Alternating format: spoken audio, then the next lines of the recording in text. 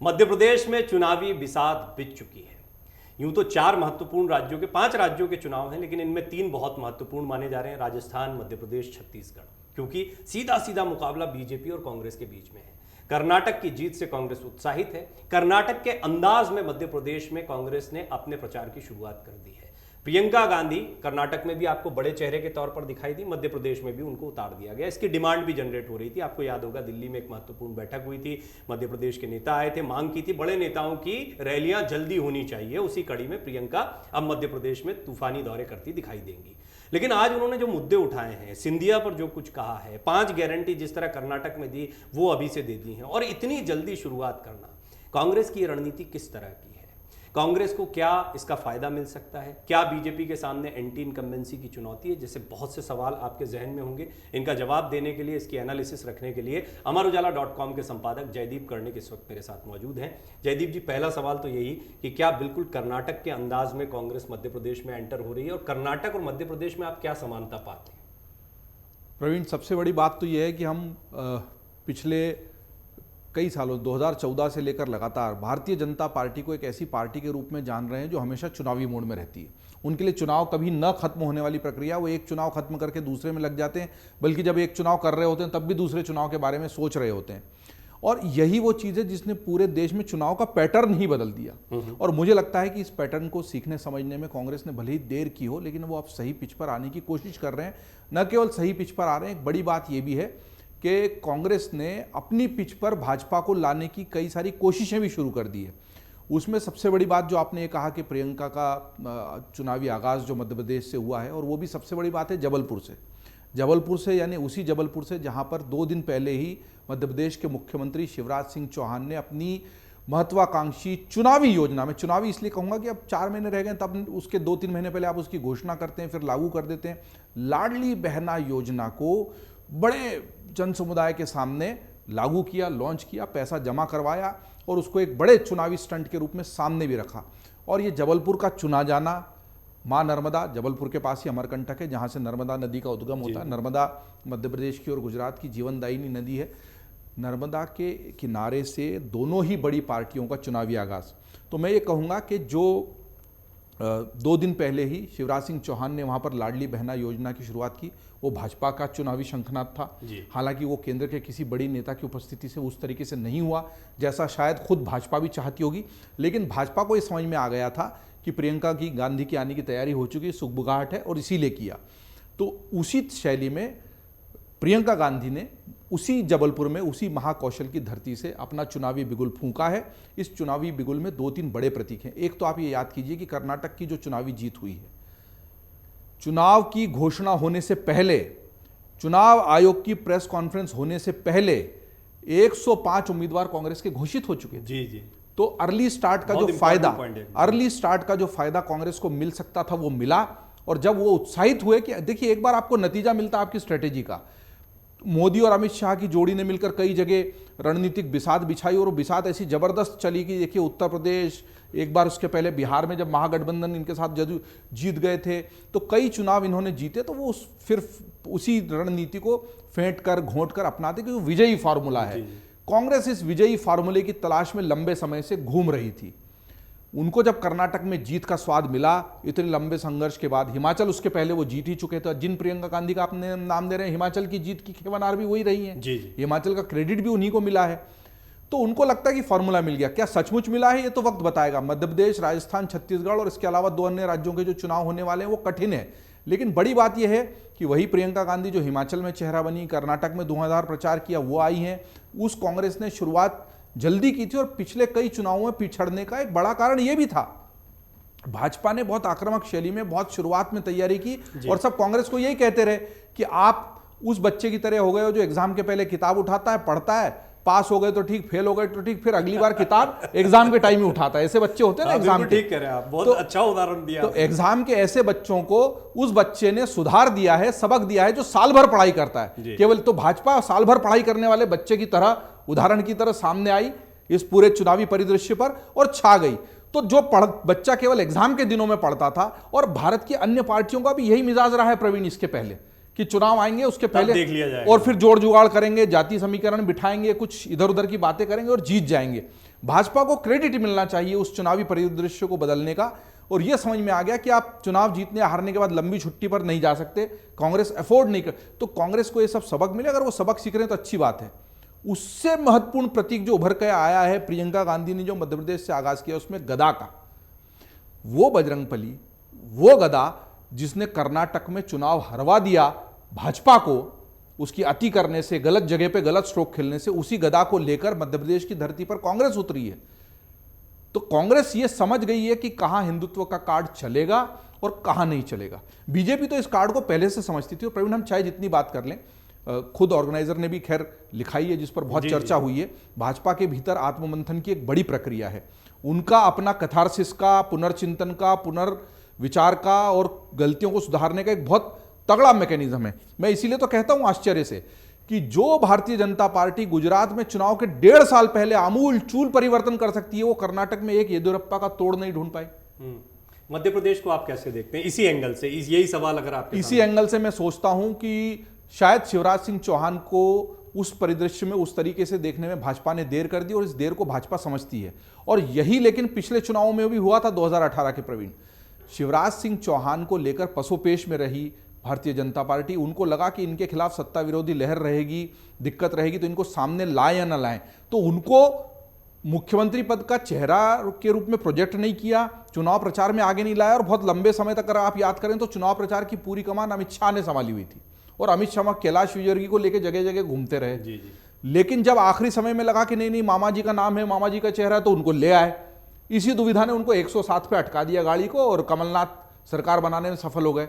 और आप ये जो कह रहे हैं ना कांग्रेस की कवायद, मैं तो कहूंगा 3.5 साल से जो बेचैन रातें करवटें ले लेकर कांग्रेस के कमलनाथ ने और उनके जो मंत्री बनने का स्वाद केवल 1.5 साल तक चख पाए। यही बात है कि वो स्वाद लग गया, और वो स्वाद लगने के बाद में एक बड़ी इंपॉर्टेंट बात कही। देखिए, मध्य प्रदेश की राजनीति को जयदीप जी बहुत करीब से समझते हैं, मैं भी थोड़ा समझता हूं मध्य प्रदेश की सियासत को। महाकौशल से आगाज, बुंदेलखंड, मालवा, निमाड़, महाकौशल, चंबल, ये सारे इलाकों में बांट लीजिए आप अलग अलग, और इनका पूरा अपना बहुत महत्वपूर्ण, बहुत अलग मिजाज होता है। महाकौशल जो है वो पिछली बार कांग्रेस के लिए बड़ा बेनिफिशियल रहा, क्योंकि महाकौशल में कमलनाथ, उनका भी एक क्षेत्र आता है। देखिए, मैं आपको बताता हूं, 2 ही क्षेत्र ऐसे थे जिन्होंने कांग्रेस की जीत में सबसे बड़ी भूमिका निभाई। एक महाकौशल, एक ग्वालियर चंबल है। महाकौशल में 8 जिले हैं और 38 सीटें पड़ती हैं, और इन 38 में से 24 सीटें कांग्रेस के खाते में गई थी उस वक्त। और उसको अगर रिपीट करते हैं इस बार, जो कोशिश दिख रही। और देखिए दूसरा जो है, को भी अपना कमजोर गड्ढा मालूम है ना। शिवराज सिंह चौहान ने लाडली बहना का आगाज रतलाम से, मंदसौर से, ग्वालियर से, इंदौर से, भोपाल से क्यों नहीं किया? महाकौशल से कर रहे हैं वो, क्योंकि 12 सीटें जी। और ये देखिए, चंबल वाले जिस क्षेत्र की बात कर रहे हैं वो सिंधिया का इलाका माना जाता है, और सिंधिया अभी बीजेपी के पाले तो में। उनको ये लगता है कि ग्वालियर चंबल तो संभल जाएगा सिंधिया की, हालांकि वो कितना सही गलत है वो बाद में पता। तो इसके पीछे ये जबलपुर में जबरदस्ती नहीं पहुंच रहे कांग्रेस वाले, बीजेपी वाले, ये कागज पर और जमीन पर समझा हुआ गणित है। 8 जिलों की 38 सीटें जिसने कांग्रेस की विजय में बड़ी भूमिका निभाई, उसके कुल मिलाके ग्वालियर, चंबल और महाकौशल को अगर आप जोड़ के देख लें तो सबसे बड़ा योगदान कांग्रेस की जीत में। अब उनको लगता है ग्वालियर चंबल सिंधिया जी की वजह से संभल गया। महाकौशल में अगर भाजपा ने जोर नहीं लगाया तो पिछली बार से भी सीटें कम आएगी। और दूसरा, कांग्रेस का रास्ता रोकना। वहीं कांग्रेस को पता है कि हमारा मजबूत गढ़ यह है, कमलनाथ ने उस पर होमवर्क किया है। आप देखिए कमलनाथ के महाकौशल के दौरे, प्रियंका गांधी आने के पहले वहां के कार्यकर्ताओं को इकट्ठा करना, वहां के जो नेता संचालन कर रहे हैं और जो नीचे जमीन पर उनके चेहरे आप ध्यान से नोट कर लीजिए और लिख लीजिए। आगे अपन चुनावी रणनीति में इसी की चर्चा करेंगे। और देखिए, आपको एक चीज और बता दें, हालांकि ये रिपोर्ट अमर उजाला ने आपको दिखाई है, संभावित है, बहुत सूत्रों के हवाले से खबर आ रही है कि बहुत जल्दी, जैसा अभी जयदीप जी ने बताया, कर्नाटक में अर्ली लिस्ट आपको देखने को मिली थी। बहुत मुमकिन है कांग्रेस की पहली लिस्ट जो है आपको बहुत जल्दी देखने को मिल जाए। मैं किसी तारीख पे, या हालांकि जून का ही कहा जा रहा था, आधा जून बीत चुका है, देखना होगा कि क्या होता है इसमें, लेकिन बहुत जल्दी एक लिस्ट आपको देखने को मिल सकती है जहां जहां पर कांग्रेस कॉन्फिडेंट दिखाई दे रही है, अपने कार्यकर्ताओं को ऐसा सोचती है कि हम मोटिवेट हो जाए। एक बहुत इंपॉर्टेंट मुद्दे पर मैं आपको लाना चाहता हूं, लाडली योजना। मैं सच बता रहा हूं, जब मैं यहां पर गया मध्य प्रदेश में तो मैंने देखा इसका क्रेज है, लोग जा रहे हैं, भीड़ जा रही है महिलाओं की, इसका मतलब असर पड़ रहा है। आप देखिए प्रियंका गांधी का चेहरा, और आपको याद होगा खबरों के खिलाड़ी में बात करते हुए मैंने कहा था कि जाति पर हम लिंगायत वोकालिंगा की बात कर रहे थे, हम एससी और हिंदू मुसलमान ऐसे भी वोट को, लेकिन महिला पुरुष, ये वोटों का बंटवारा बहुत महत्वपूर्ण है। क्या प्रियंका का चेहरा और लाडली बहना योजना जो है ये एक दूसरे को काउंटर कर रहे हैं, और महिला मतदाता इस बार डिसिसिव होने वाला मध्य प्रदेश में? बहुत ज़्यादा डिसाइसिव होने वाला है। उन 50% से कुछ ज़्यादा का योगदान महिला वोटरों का रहा है पिछली बार की वोटिंग में, और ये बहुत बड़ा वर्ग है। और ये 1000 रुपये महीना जब किसी को मिलता है ना, गरीब वर्ग के उस तबके, तो उनके लिए 1000 रुपये बहुत बड़ी चीज़ है, उनके जीवन को बदल देने वाली चीज़ है, उनके बजट को सुधार देने वाली। तो 12,000 रुपये साल का उनको मिल रहा है, 12,000 रुपये साल का उनको एक्स्ट्रा मिलता है, तो अपने कई सारे सपने पूरे कर सकते हैं। लाभार्थी अगर सही तरीके से ढूंढे गए हों और लाभ वाकई उन तक पहुंचे जिनके लिए नहीं, तो है चुनावी स्टंट, लेकिन क्योंकि एक तरफ बिजली का स्टंट लेके कमलनाथ आ ही चुके हैं, जी जी, तो उसके जवाब में कोई ऐसी फ्रीबी, कोई ऐसी मुफ्त की योजना तो आपको देनी पड़ेगी। और महिलाओं के लिए तो कह ही रहे हैं ये 5 गारंटी में शामिल ही है, जैसे वहां कर्नाटक में उन्होंने भत्ता देना शुरू किया, देना शुरू किया। और प्रियंका गांधी का पिछले प्रचार में भी पूरा जोर महिलाओं पर, लड़कियों पर, महिला वोटरों पर रहा है। तो कांग्रेस की इस रणनीति का तोड़ ढूंढ ही रही थी भाजपा, और लाडली लक्ष्मी योजना पहले से चला चुके थे शिवराज सिंह चौहान, तो उन्होंने उसको लाडली बहना में कन्वर्ट करके और उसके नए तरीके के लाभार्थी ढूंढ के इस योजना को चलाया है।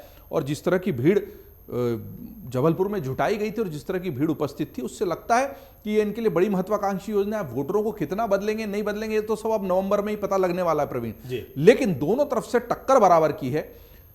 कांग्रेस चुनावों को हल्के में लेते रही है, बीजेपी ने कभी नहीं लिया, चाहे वो हैदराबाद के म्युनिसिपल कॉर्पोरेशन का चुनाव हो, बंगाल का चुनाव हो, कर्नाटक में ताकत तो जबरदस्त लड़े, प्रधानमंत्री से लेकर हर कार्य। तो इस चीज का क्रेडिट आपको भाजपा को देना पड़ेगा। चुनावी मोड में रहते हैं, चुनावों को गंभीरता से लेते हैं, हार का आकलन, पुनर्विचार करते हैं।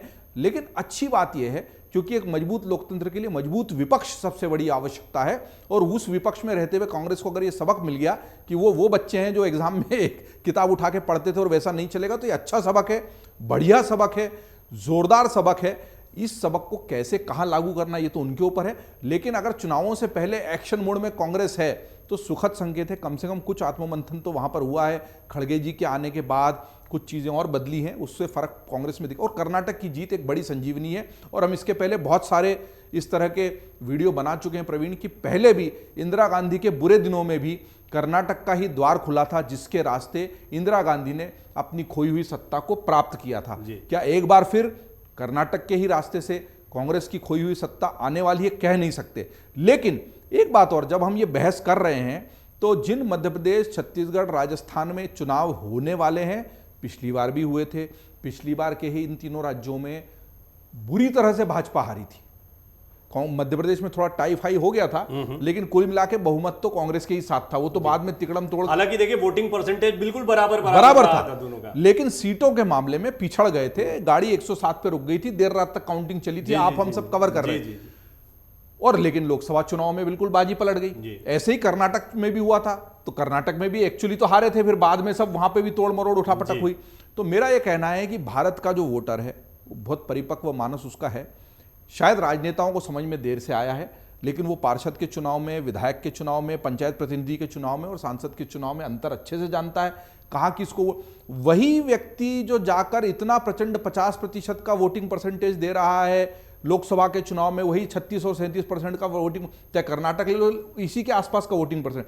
तो विधानसभा में 36% देने वाला वोटर 50, 48 और 46% तक का वोट लोकसभा में मिजाज बिल्कुल बदल जाता है। एक बहुत इंपॉर्टेंट बात आपने कही थी अभी जयदीप जी, मैं उस पर आना चाहता हूं। एक देरी की बात कही आपने चेहरे को लेकर, क्या स्थानीय चेहरों पर यह चुनाव हो रहा है, यानी कमलनाथ वर्सेस शिवराज सिंह चौहान इसको कहें, या फिर आपको लगता है कि एक बार फिर आपको बड़े चेहरों का चुनाव, चाहे केंद्र से आप गृह मंत्री को ले लें, प्रधानमंत्री को ले लें, इधर से प्रियंका को ले लें, राहुल को ले लें, क्या आपको लगता है बड़े चेहरों का चुनाव होने जा रहा है मध्य प्रदेश में, या स्थानीय चेहरों का कुछ दांव चलेगा? बड़े चेहरे आएंगे, बड़े चेहरे चुनाव प्रचार में, और कुछ सीटों पर जो फेंस सीटर वोटर होता है, जो हाशिए का वोटर जिसको हम कहते हैं, जो कभी भी पाला बदल लेता, उसको बदलने में भूमिका भी निभाएंगे ये बड़े चेहरे। लेकिन मेरा ये मानना है प्रवीण कि जो, इसीलिए मैं वहीं पर आ रहा था, जो बात आपसे कह रहा था कि सांसद को कैसे चुनना, और ये जब व्यक्ति को मालूम है ना, तो सबसे बड़ा आधार होगा टिकटों का बंटवारा, जो आप कह रहे थे। हाँ, ये शिवराज बनाम कमलनाथ का चुनाव है, और दोनों ही पार्टियों में से किसी को भी अगर इस बात को लेकर मुगालता है तो मुगालता दूर कर लेना चाहिए। दूसरा, आप विधायक का चेहरा बनाकर उस विधानसभा क्षेत्र में किस व्यक्ति को खड़ा कर रहे हैं, वो केवल कमल का फूल या हाथ का पंजा देखकर वोटिंग मशीन का बटन इस बार नहीं दबाने वाला है। कोई भी राजनेता इस तरह के राजनीतिक विश्लेषणों को अगर गंभीरता से लेता हो तो वो कान खोलकर सुन ले, ध्यान देकर सुन ले। स्थानीय स्तर पर जो जनता की नब्ज है, और मैं खासतौर पर चूंकि बात कर रहा हूं पिछले 2-3 महीनों से चुनाव को लेकर, मध्य प्रदेश में पूरे भरोसे से, पूरे आत्मविश्वास से कह सकता हूं कि व्यक्ति का चेहरा बड़ी भूमिका निभाएगा। इसका मतलब टिकटों का बंटवारा, सिटिंग एमएलएज जिनके खिलाफ असंतोष है उनके टिकटों को काटा जाना, मंत्री जिन्होंने काम नहीं किया उनका आकलन भाजपा की तरफ से, और कांग्रेस की तरफ से वो चेहरे जो पिछली बार जिताऊ नहीं थे लेकिन इस बार जिताऊ हो सकते हैं, क्या नए युवा चेहरे आप ढूंढ सकते हैं। महिलाओं की आपने बात की कि अच्छे महिला उम्मीदवारों को कुछ विधानसभा क्षेत्रों में चुनकर कांग्रेस खड़ा कर सकती है। आप जितने भी जोड़ तोड़ लगा लें, मोदी जी की रैलियां होंगी, अमित शाह की होंगी, राहुल गांधी की होंगी, सोनिया गांधी भी शायद प्रचार करने आ जाए, मल्लिकार्जुन खड़गे भी आएंगे, मध्य प्रदेश के दूसरे तमाम दिग्गज दिग्विजय सिंह से लेकर सब फेरियां लगाएंगे। ये सब माहौल बनाने के काम आएंगे। और मैंने कहा कि कुछ सीटों पर इसका फर्क इस बात से पड़ सकता है कि वो जो हाशिए का वोटर है उसका मन बदल जाए मोदी जी का भाषण सुनकर, राहुल गांधी, सोनिया गांधी। लेकिन बड़ी भूमिका जो निभेगी वो टिकट के बंटवारे यानी चेहरे के निर्धारण से निभेगी। एक बहुत महत्वपूर्ण सवाल, और वो इसलिए भी क्योंकि आज प्रियंका ने भी इशारों में अपने भाषण में जिक्र कर दिया, सीधे नाम नहीं लिया, लेकिन उन्होंने कहा कई लोग हमारी पार्टी की विचारधारा छोड़कर चले गए, सिंधिया निशाने पर थे। बिल्कुल। सिंधिया बीजेपी की ताकत बढ़ा रहे हैं या अब परेशानी तब तो सरकार बनवा दी, लेकिन अब जिस टिकट के बंटवारे की आप बात कर रहे हैं उसमें तो बीजेपी की चुनौती बढ़ती दिखाई देगी, क्योंकि उनका खेमा जो है उनको नेता मानता है, बीजेपी की परिपाटी अलग है, वो तो अपनी पार्टी को और विचारधारा को प्रमुखता देती है। बहुत अच्छा और बहुत महत्वपूर्ण सवाल है प्रवीण, और मेरा इस मामले में एक स्पष्ट मानना है कि ये जो चुनाव है विधानसभा के, ये ज्योतिरादित्य सिंधिया के लिए अग्नि परीक्षा से कम नहीं है। ज्योतिरादित्य सिंधिया जिन शर्तों पर भाजपा में आए, उन शर्तों को भाजपा ने इसलिए माना कि इस लक्ष्य पर सत्ता थी, सत्ता प्राप्त हो गई। ज्योतिरादित्य सिंधिया को मंत्रालय मिल गया, वो मंत्रालय जिसमें कभी उनके पिताजी हुआ करते थे, नागरिक उड्डयन मंत्री के रूप में, रेल मंत्री के रूप में माधवराव सिंधिया की एक पहचान रही है। और उसी नागरिक उड्डयन मंत्रालय में बैठना शायद एक पुत्र के रूप में, सुपुत्र के रूप में ज्योतिरादित्य सिंधिया का स्वप्न होगा। उनका स्वप्न साकार हुआ। मध्य प्रदेश की सत्ता को फिर से हासिल करने का स्वप्न भारतीय जनता पार्टी का साकार हुआ। ये स्वप्न 3.5 साल तक चलता रहा निर्बाध रूप से, जो भी बाधाएं उन्होंने। लेकिन ज्योतिरादित्य सिंधिया के आ जाने से नीचे जो नाराजगी है, टिकटों को बंटवारे में उनकी कितनी चलेगी नहीं चलेगी, वो इसलिए भी महत्वपूर्ण है प्रवीण कि ये कर्नाटक से इसका सबक जुड़ा हुआ है, हिमाचल से इसका सबक। हिमाचल में बागी बड़ा सिरदर्द बने भाजपा के लिए। बिल्कुल। कर्नाटक में जिन लोगों ने पाला बदलकर जेडीएस और भाजपा की सरकार बनाने में भूमिका निभाई थी, उन दल बदलुओं को कर्नाटक की जनता ने नकारा है, ये तथ्य है। तो क्या ऐसा ही मध्य प्रदेश में भी होने जा रहा है? क्या ज्योतिरादित्य सिंधिया के समर्थक जो पहले कांग्रेस के टिकट पर लड़कर जीते, बाद में भाजपा के टिकट पर लड़कर जीते, मंत्री बन गए, बड़े बड़े ओहदों पर बैठे हुए हैं, प्रतिनिधित्व कर रहे हैं भारतीय जनता पार्टी की विचारधारा का, जिसकी ओर जानबूझ के प्रियंका, क्या उस विचारधारा के साथ उनके वोटर भी जाने को तैयार हैं, या उनके इस दल बदलने की सजा उनको देंगे? और अगर वो सजा देने वाले हैं तो क्या पहले से उसको रोकने का, उसको उस नफे को, उस नुकसान को कम करने का और उसका नफे में बदलने का कोई उपाय भाजपा ने सोच रखा है? सोच रखा है तो बहुत अच्छा। हिमाचल का उदाहरण उनके सामने है, कर्नाटक का उदाहरण उनके सामने। 2-3 महत्वपूर्ण बातें हैं, मैं चाहूंगा कि आप भी अपने विचार रखें। सिंधिया के आने से बीजेपी को फायदा होना है, नुकसान होना, खासतौर पर चंबल का जो उनका इलाका है उसमें कैसा वो प्रदर्शन कर पाते हैं, पहली महत्वपूर्ण बात। दूसरा, प्रियंका के चेहरे का क्या फायदा कांग्रेस को मध्य प्रदेश में भी मिलेगा, इस पर आप क्या सोचते हैं, अपनी राय जरूर रखें। अमर उजाला अब आपके टीवी पर भी।